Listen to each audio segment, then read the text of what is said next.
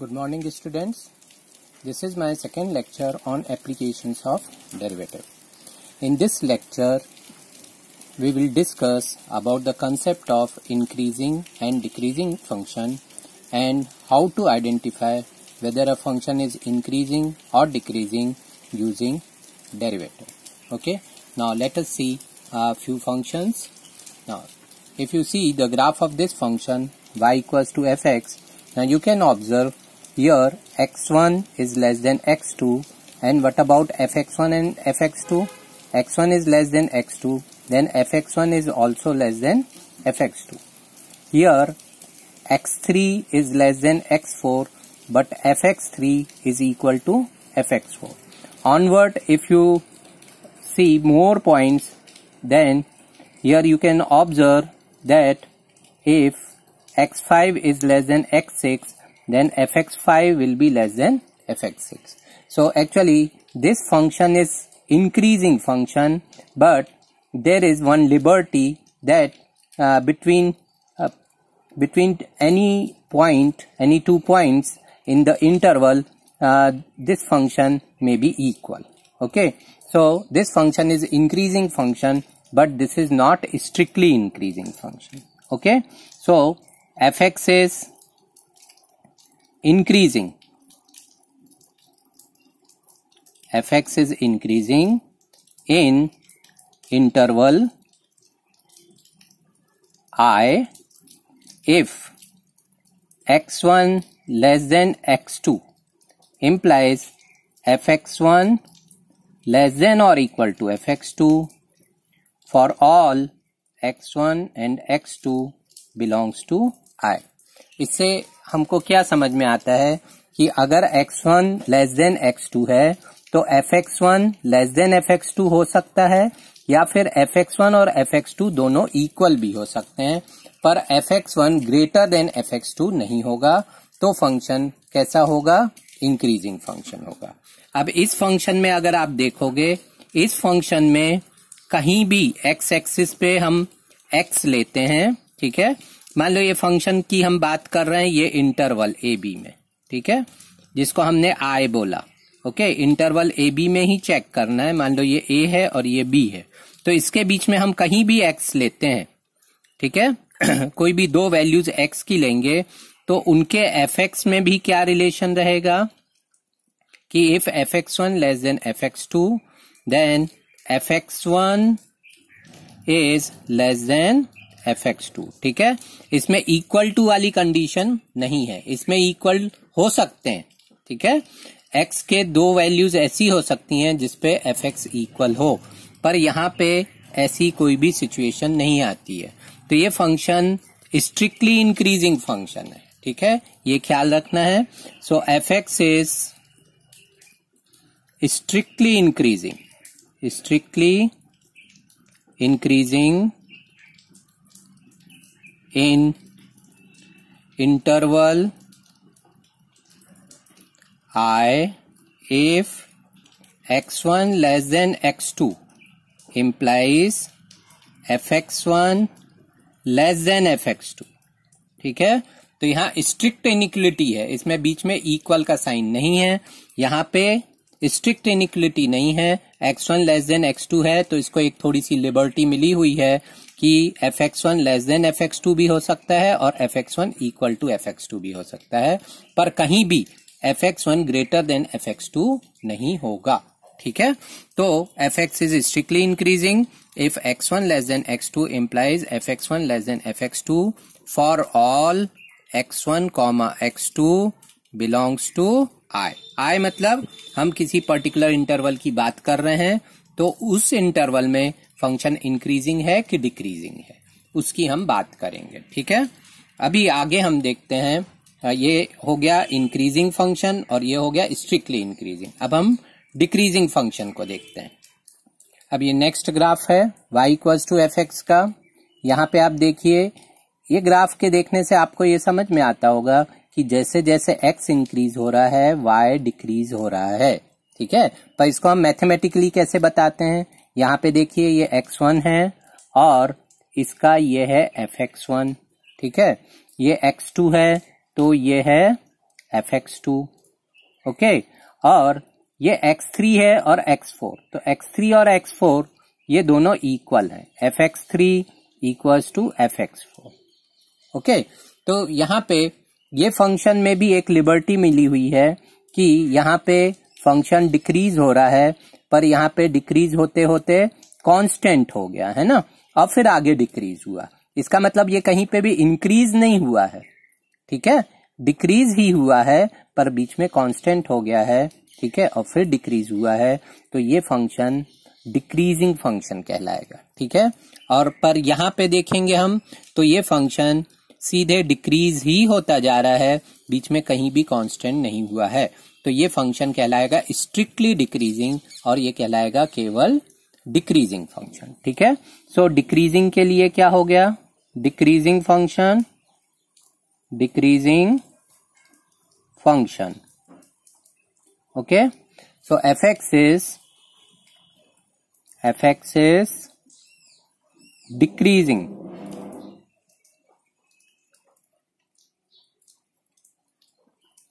in interval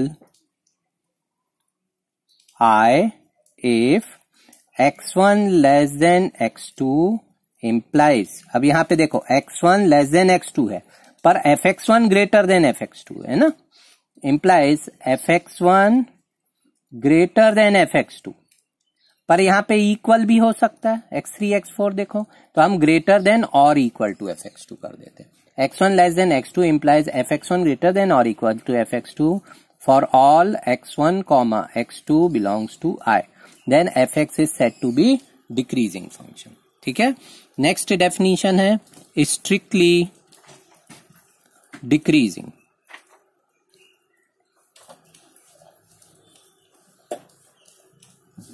strictly decreasing function, okay। So fx is strictly decreasing in interval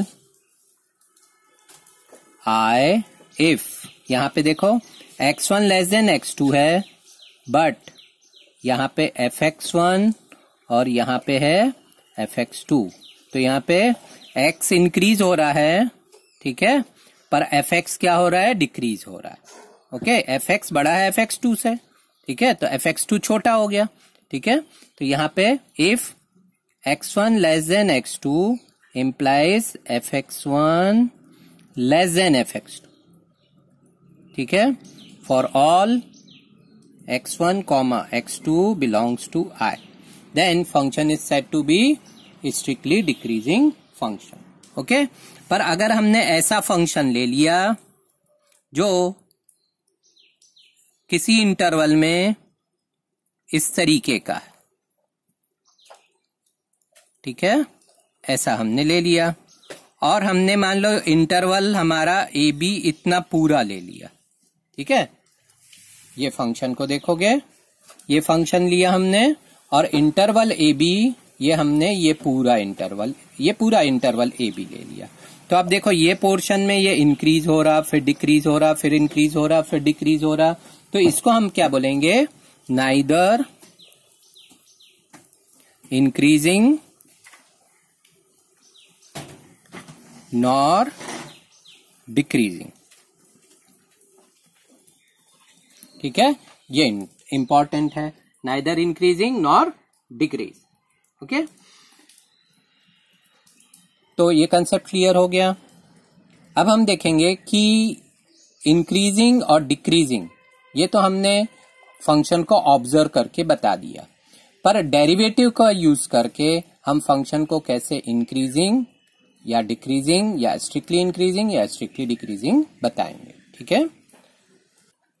अब देखिए ये एक हमने ग्राफ लिया हुआ है, ये ग्राफ कैसा फंक्शन है, y इक्वल्स टू fx, ये फंक्शन है केवल इंक्रीजिंग फंक्शन, देखो यहाँ पे ये इंक्रीज हो रहा है, बीच में कांस्टेंट हो गया और फिर इंक्रीज हो रहा है, ठीक है।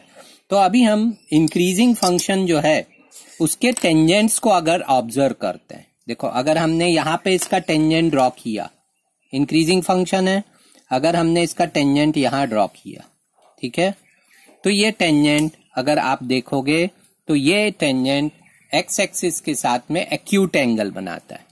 टेंजेंट अगर एक्स एक्सिस के साथ में एक्यूट एंगल बनाता है तो उसका जो स्लोप है, स्लोप होता है tan थीटा, तो यहाँ पे इसका जो स्लोप रहेगा वो स्लोप रहेगा ग्रेटर देन 0। और हमने पढ़ा है जो geometrical meaning of derivative of function में हमने पढ़ा है कि जो एफ डैश एक्स रहता है वो एफ डैश एक्स क्या बताता है, स्लोप ऑफ टेंजेंट। ठीक है, f dash x represent slope of tangent to the curve. तो यहाँ पे इस जगह पे एफ डैश एक्स कैसा रहेगा, greater than 0, because slope of tangent is positive. F dash x represent slope of tangent to the curve.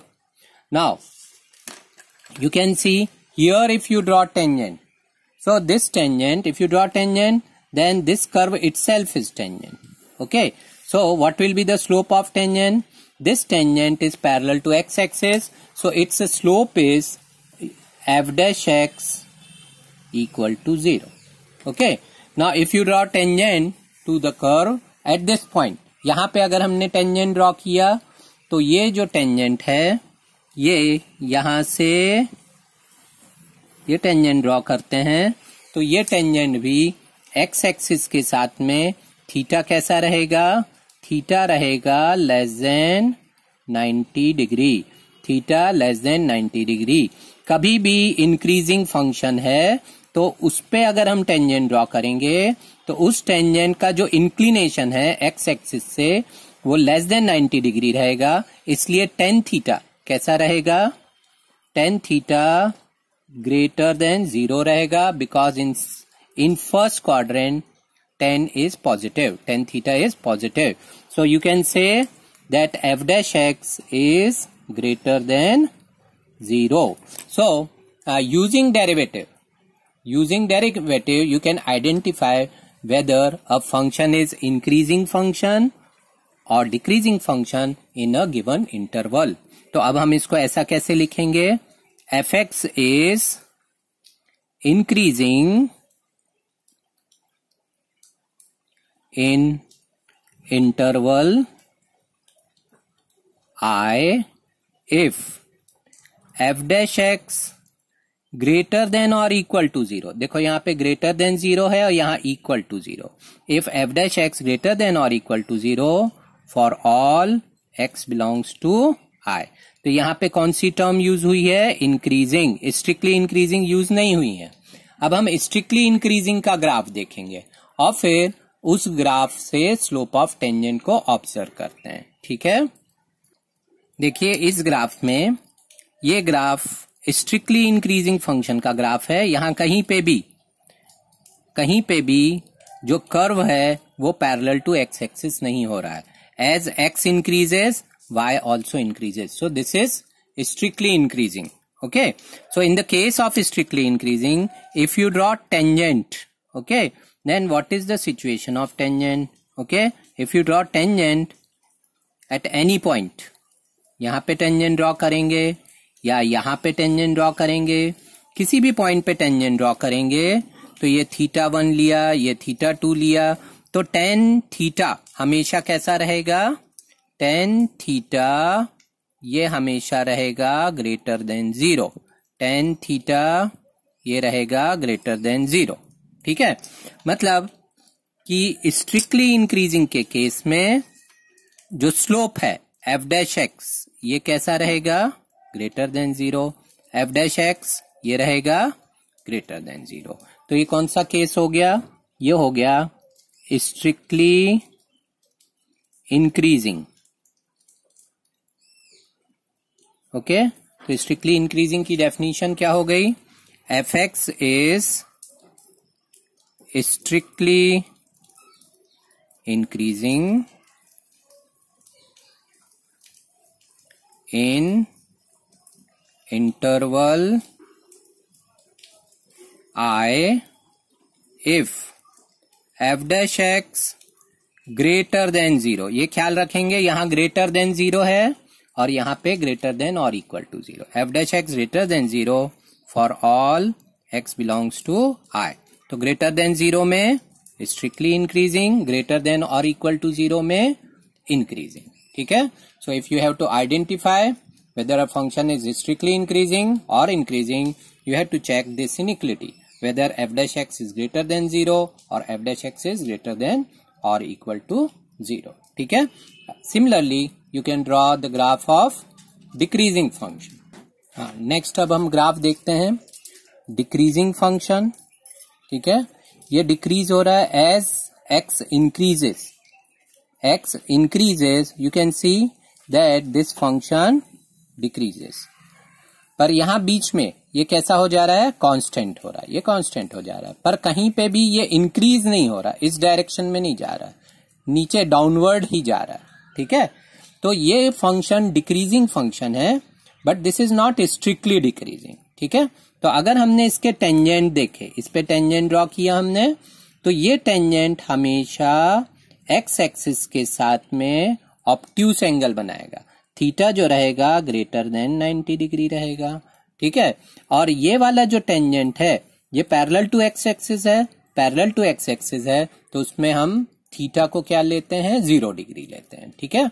तो यहाँ पे tan थीटा रहेगा 0 और यहाँ पे tan थीटा रहेगा नेगेटिव, क्योंकि सेकेंड क्वाड्रेंट में अगर थीटा है ग्रेटर देन 90 डिग्री है तो tan थीटा क्या आता है, नेगेटिव आता है.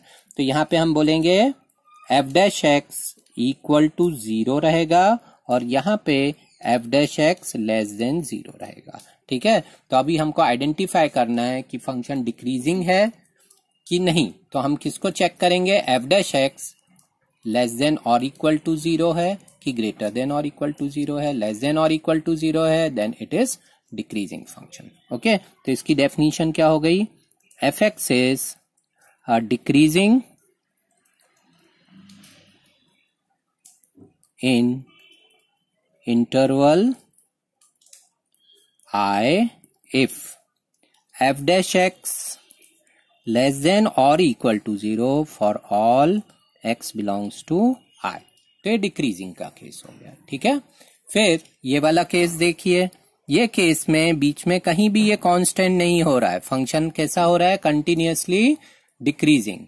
तो यहाँ पे अगर हम टेंजेंट ड्रॉ करते हैं, देखो ये टेंजेंट ड्रॉ किया तो इसका जो थीटा है ये थीटा कैसा है, ऑब्ट्यूस एंगल है, ग्रेटर देन 90 डिग्री. यहाँ पे भी देखो ये पॉइंट पे अगर हमने टेंजेंट ड्रॉ किया तो ये टेंजेंट भी एक्स एक्सिस के साथ में जो एंगल बनाएगा वो एंगल ग्रेटर देन 90 डिग्री रहेगा. तो यहाँ हम बोल सकते हैं कि tan थीटा कैसा रहेगा, लेस देन 0. ओके. यहाँ कहीं पे भी बीच में ये फंक्शन कांस्टेंट फंक्शन नहीं हो रहा है जैसे ये. So this function is strictly increasing function. तो इसकी डेफिनेशन क्या हो जाएगी, f(x) is strictly decreasing in interval I if f dash x less than 0 for all x belongs to I. तो ये हो जाएगा स्ट्रिक्टली डिक्रीजिंग. ठीक है. तो ये अभी हमको कंडीशंस पता लग गई कि डेरिवेटिव को यूज करके हम फंक्शन का नेचर कैसे फाइंड आउट करते हैं, है ना. तो हम f डैश x का साइन देखते हैं. f डैश x का साइन पॉजिटिव है थ्रू आउट द इंटरवल, तो फंक्शन कैसा रहेगा, स्ट्रिक्टली इंक्रीजिंग. और अगर f dash x greater than और इक्वल टू 0 है तो वो केवल इंक्रीजिंग रहेगा. अगर f dash x less than 0 है, स्ट्रिक्ट इनइक्वालिटी है. ठीक है. तो ये रहेगा strictly increasing function, strictly decreasing function in the interval, and if f dash x less than or equal to 0 then that function is decreasing function in the given interval. ठीक है. तो ये कंसेप्ट हो गए हमें. अब इसके बाद में इससे रिलेटेड कुछ प्रॉब्लम्स देखते हैं. देखिए ये क्वेश्चन है, show that f x equals to x cube minus 3x square plus 4x where x belongs to r is strictly increasing in r. ठीक है. तो यहाँ पे हमको एफ एक्स को स्ट्रिक्टली इंक्रीजिंग बताना है. एफ एक्स को स्ट्रिक्टली इंक्रीजिंग बताना है, उसका मतलब क्या हुआ, हमको ये बताना है कि जो एफ डैश एक्स है that is greater than 0. Strictly increasing. देखो स्ट्रिक्टली इंक्रीजिंग के लिए कंडीशन क्या है, F X is strictly increasing in interval, I की जगह आर कर दो, if F dash x greater than 0 for all X belongs to R. तो हमको ये बताना है कि F dash x greater than 0 रहेगा for all X belongs to R. तो अभी हम इसको कैसे सॉल्व करते हैं, F X is x cube minus 3x² plus 4x. Now you find out f dash x. F dash is derivative of x cube, 3x² minus 6x plus 4. Now you have to show that this is always greater than 0. अब ये हम कैसे बताएंगे, अभी देखो ये quadratic है, हम इसमें कंप्लीशन ऑफ स्क्वायर देखते हैं। तो f dash x equal to 3 common लिया हमने, x² माइनस 2x और यहां पे ले लिया 4। अब इसका कंप्लीशन ऑफ स्क्वायर करना है तो इसका एक तरीका रहता है, x² माइनस x का कोफिशिएंट क्या है 2 है ना, तो x के कोफिशिएंट का हाफ है ना, 2 का हाफ क्या होता है 1, 1 का स्क्वायर ऐड करना है और 1 का स्क्वायर सबट्रैक्ट करना है, और ये वाला 4 आ गया यहां, ठीक है। तो ये कितना हो जाएगा 3 टाइम्स, केवल इसको देखेंगे हम, x माइनस 1 का होल स्क्वायर माइनस 1 और प्लस 4, ठीक है। तो ये हो गया 3 times x minus 1 whole square minus 3 plus 4, so this is 3 times x minus 1 whole square and 4 minus 3 is 1, okay. Now you can see this quantity x minus 1 whole square is always greater than or equal to 0. इसकी minimum value देखो, ये square वाली quantity है, इसकी minimum value 0 हो सकती है, वो भी कहां पे, जब x 1 होगा। ये 0 हो भी गया तो इसमें हम क्या रख रहे हैं, ये 1 बचेगा, मतलब f डैश x कभी भी 0 नहीं होगा, ठीक है। तो हम क्या बोलेंगे, f dash x this is always greater than 0 for all x belongs to R. So f dash x is greater than 0 for all x belongs to R. This implies fx is strictly increasing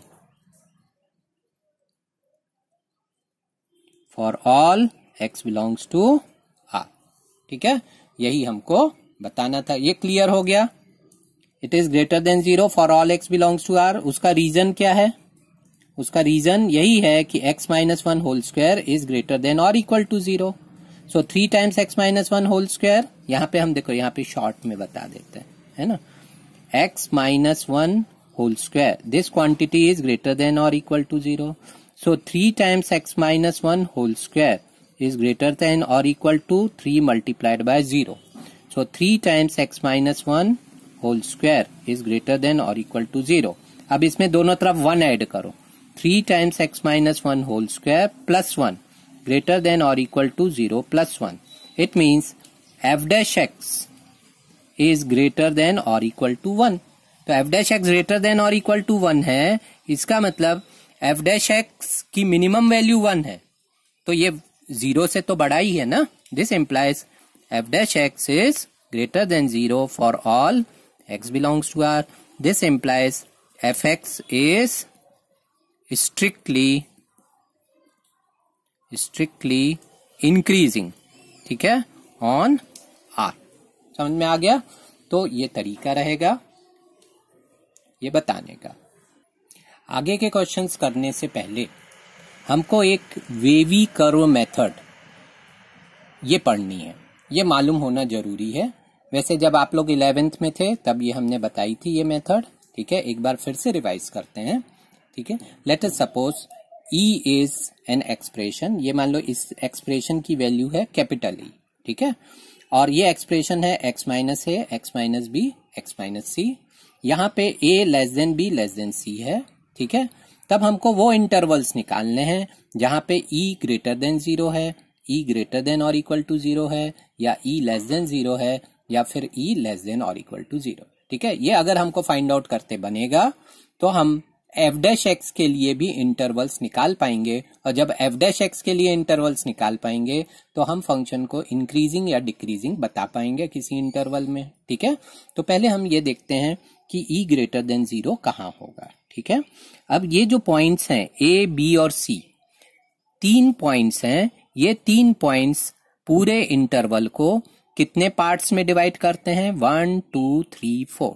ये जो points हैं ए, B और सी, ये points कहलाते हैं critical points. ठीक है, या अगर हम ये बोलेंगे तो ये जो एक्सप्रेशन ई है, इस एक्सप्रेशन के ये ए, बी और सी क्या है? Zeros. A, B and C are zeros of this expression और zeros of this polynomial, because this polynomial will become 0 at point A, B and C.